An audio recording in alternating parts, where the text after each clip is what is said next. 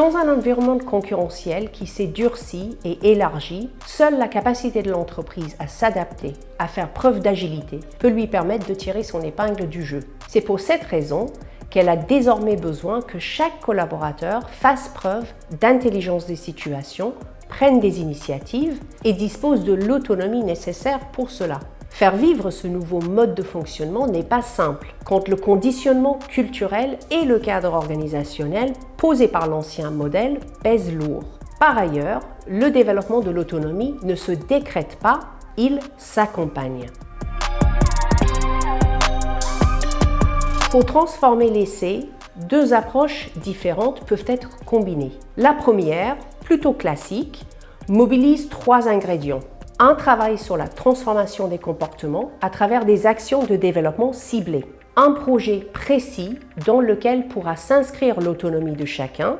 Un allègement du cadre organisationnel en clarifiant ce qui relève des règles à respecter impérativement et ce qui relève des zones d'autonomie. Mais se limiter à cette approche descendante peut sembler contradictoire avec l'objectif poursuivi. D'où la deuxième approche qui part de la logique suivante. En situation, le collaborateur sait ce qu'il convient de faire pour renforcer sa contribution. Mais il en est empêché par les logiques de méfiance, de contrôle et d'absence de droit à l'erreur souvent dominantes. Redonnons-lui la main en lui offrant la possibilité de mettre en place une action concrète qu'il aura imaginée pour améliorer la qualité de la relation client, renforcer l'efficacité ou mieux coopérer avec les collègues par exemple. Et cela sans filtre ni sélection pour faciliter le passage à l'acte.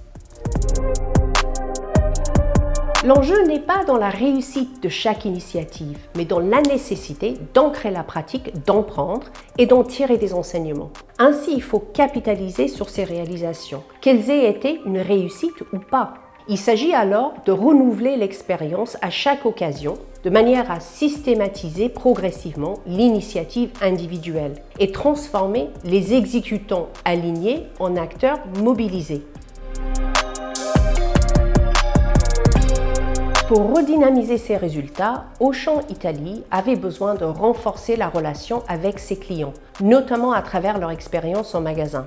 Chacun des 20 000 collaborateurs a été invité à produire une idée d'action lui permettant de vivre des moments forts dans la relation avec les clients. Les managers ont été positionnés comme facilitateurs de ces initiatives individuelles qui étaient déployées sur une période de 3 mois. Une dynamique s'est installée avec la multiplication des réalisations et leur partage via une plateforme collaborative. Le résultat, une vraie appropriation du projet, l'évolution positive de la qualité des relations avec les clients et une montée significative de l'engagement des collaborateurs.